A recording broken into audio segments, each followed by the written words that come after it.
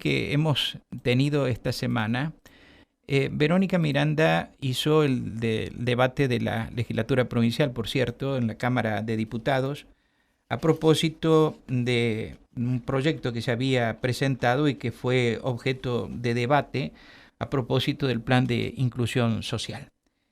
Se mostraron aquí las diferentes posturas que exhibieron los legisladores en el transcurso de ese debate, y yo le pedí a Verónica que invite a la diputada Causi, que es de San Luiseños por el Cambio, representante del departamento Pedernera, para que profundicemos un poco en algunos de los conceptos que ella tuvo muy críticos respecto de este reempadronamiento que se ha dispuesto del personal del plan de inclusión social. Verónica Causi, buen día, ¿cómo le va? ¿Cómo está? Hola, buenos días Mario, ¿cómo le va? Muy bien. Un saludo a usted y a todo el equipo de Bueno, producción. ¿qué observaciones hace usted al plan de inclusión? Primeramente, respecto al proyecto de declaración sobre la preocupación del reempadronamiento, nosotros el planteo más grave que hacemos en la Cámara es que no había en ese momento, hasta ese momento no había datos certeros de qué decía el decreto 3182 que se publicó. Ese día, justo en el momento que estaba hablando, estaba publicado en el boletín oficial. ¿Cuáles eran las exigencias? Entonces siempre volvemos al mismo punto, que fue lo mismo que planteamos cuando se trató la ley de inclusión social que se sancionó ahora en el 2022. Siempre está en el aire las condiciones precarias del plan de inclusión. O sea, hoy día se está planteando una exigencia de 6 a 8 horas de trabajo, de lunes a viernes, la renuncia a los planes nacionales, siempre en un contexto donde no hay una relación laboral del plan de inclusión con el gobierno provincial, y encima se los trata de trabajadores. Entonces, el planteo nuestro es qué se piensa hacer con el plan de inclusión cuando cada vez se le restringen más las condiciones de trabajo, cada vez parece más un trabajo en negro que un beneficio, porque si vamos a hablar que no hay relación laboral, es un beneficio, pero las exigencias son de trabajadores. El otro planteo que realizamos fue qué se piensa hacer con el censo del plan de inclusión social, qué plantea el censo del plan de inclusión social, y cuáles son los parámetros para dejar sin beneficio a una persona cuando todavía no se realiza el censo de inclusión social. Nuestro planteo es, si es un beneficio donde vos querés incluir a personas que hoy día están excluidos de la sociedad porque no conseguís trabajo, porque vos como gobierno no hiciste nada para que esa persona consiga trabajo, porque para que una persona consiga trabajo tenés que dar las condiciones. ¿Cuántos años hace que no tenemos Ministerio de Trabajo? ¿Cuáles son las medidas que piensa fomentar el gobierno para realizar nuevas inversiones en la provincia? Nada de esto hoy se ve reflejado en el gobierno. Entonces nuestro planteo es, si vos no solo le sacás los planes nacionales a los beneficiarios del plan de inclusión, sino que le exigís más horas de trabajo, creo que estás dejando desamparado a un montón de gente. ¿Y cuál sería la alternativa, diputada, para, digamos, para que el plan de inclusión vaya achicando la cantidad de beneficiarios?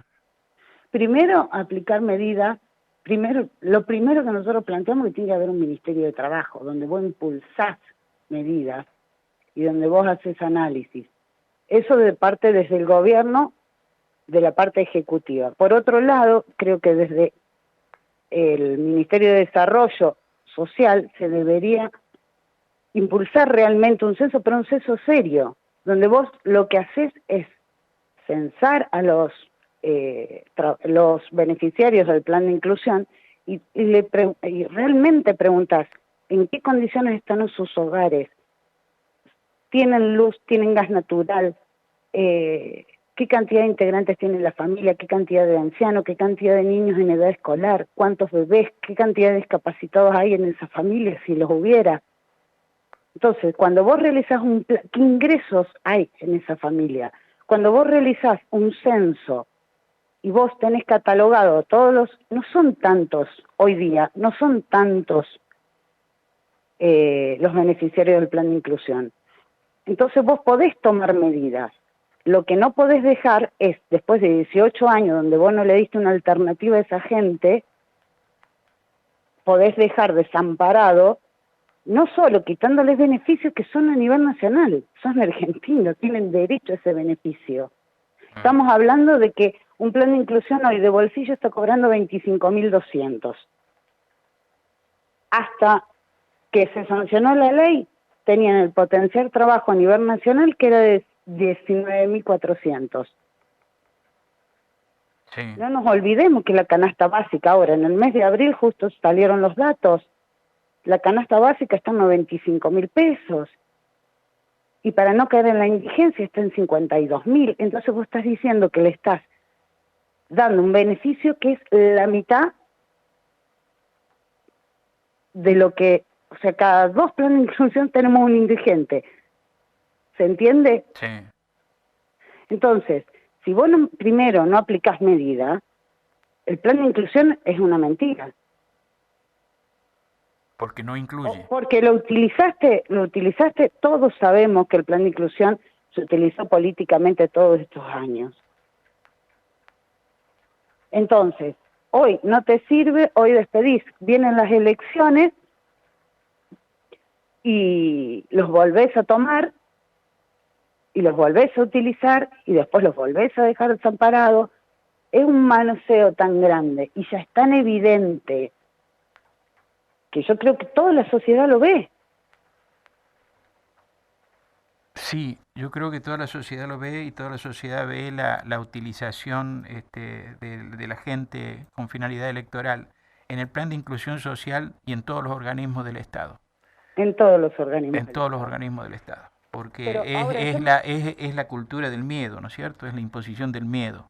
Es la imposición del miedo. Y eso es lo que más ocurre. morboso. Primero Claro. les haces creer que son trabajadores. Sí. Después les exigís como trabajadores. Sí. Mientras tanto no le das ningún beneficio como trabajador. Ah. Son empleados negros, son nuevos pobres, y nosotros todos lo sabemos. A esa gente que van a dejar excluida del plan si no renuncia y no se reempadrona, si no renuncia a los planes nacionales, ¿va a obtener indemnización? No, porque no le corresponde y lo deja bien claro la ley. ¿Va a tener tuvo aportes jubilatorios? No. ¿Va a dejar de tener obra social? ¿Qué vamos a hacer con esa gente? Son 18 años. Una persona que entró con 30 años, hoy día tienen 48 años, 50 años casi. ¿Dónde va a conseguir trabajo? Si encima no aplicás nuevas medidas para que esa persona pueda conseguir trabajo. En una situación post-pandemia, donde sabemos que toda la actividad privada está debilitada, diría, casi quebrada, porque recién está empezando a salir. Entonces, pero, a ver, ¿qué debería pasar? ¿Tendría que existir una política que facilite la ubicación laboral de las personas con capacidad de hacerlo, que están dentro del plan social, del plan de inclusión? Por supuesto que primero tenés que aplicar medidas y después deberías ver. Por eso digo, hay distintos pasos. Yo creo que el censo es muy importante, pero no un censo donde vos digas, como se hace desde el gobierno, vos digas en qué condiciones está, cuáles son sus aspiraciones políticas, qué inclinación política tiene, no desde ese lugar que es como siempre lo hizo el gobierno. sino un censo social realmente profundo, donde vos sepas en qué condiciones está esa gente del plan de inclusión. Y no que la gente se sienta amenazada, ¿no? A mí me da la Exactamente. impresión, así por algunas conversaciones que he tenido, pocas, pero las he tenido, que la gente está desesperada por ir a hacer este reempadronamiento en virtud de que se siente con miedo, esencialmente con miedo. Creen que van a quedar absolutamente a la calle, ¿no? Exactamente.